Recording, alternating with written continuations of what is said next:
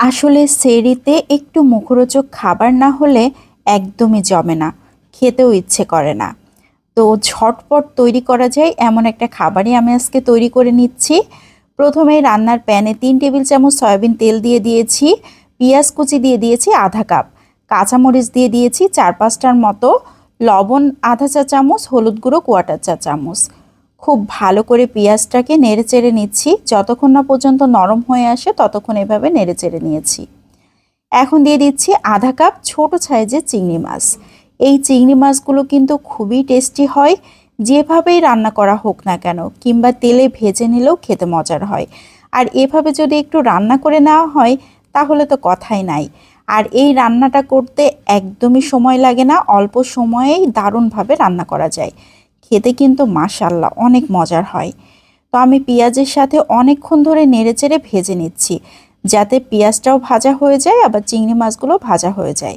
এখন দিয়ে দিচ্ছি কোয়াটার চা চামচ রসুন পেস্ট, আধা চা চামচ সরিষা পেস্ট, আধা চা চামচ জিরা পেস্ট, কোয়াটার চা চামচ দিয়ে দিয়েছি লাল মরিচের গুঁড়া। মরিচটা বুঝে দিতে হবে, যে যেমন পছন্দ করেন। এখন আবারও খুব ভালো করে নেড়েচেড়ে সব কিছু মিশিয়ে নিচ্ছি। এখন দিয়ে দিচ্ছি আধা কাপের মতো পানি। খুব বেশি পানি লাগবে না, অল্প একটু পানি দিলেই হয়ে যাবে। এই রান্নাতে আমি একদমই পানি রাখবো না, একদম শুকনা শুকনা চচ্চড়ি করে ফেলবো। কেউ চাইলে একটু ঝোলও রাখতে পারেন, সেটাও কিন্তু খেতে ভালো লাগবে। এখন ঢাকনা দিয়ে ঢেকে ৪-৫ মিনিট জাল করে নিয়েছি। কত সুন্দর হয়ে গিয়েছে দেখেন, দেখেই মনে হচ্ছে না এক প্লেট ভাত নিমিষেই খাওয়া যাবে। আবারও কিছুক্ষণ ধরে জাল করে নিতে হবে। সব শেষে দিয়ে দিচ্ছি বেশ খানিকটা ধনিয়া পাতা কুচি। ধনিয়া পাতা কুচি দেবার পর কি সুন্দর যে একটা স্মেল আসছিল। আমি আবারও খুব ভালো করে নেড়েচেড়ে সব কিছু মিশিয়ে নিচ্ছি। ধনিয়া পাতা দেবার পর খুব বেশিক্ষণ আর জাল করা যাবে না, তাহলে ধনিয়া পাতার সুন্দর সেন্টটা কিন্তু নষ্ট হয়ে যাবে।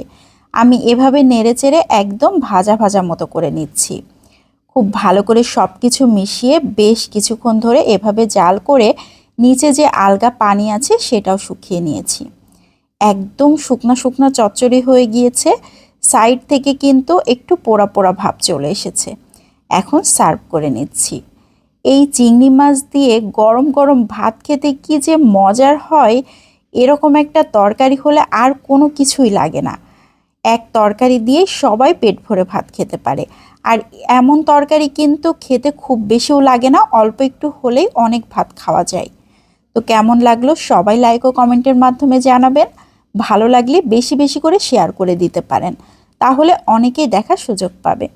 আজকের মতো এখান থেকে বিদায় নিচ্ছি। আসসালামু আলাইকুম।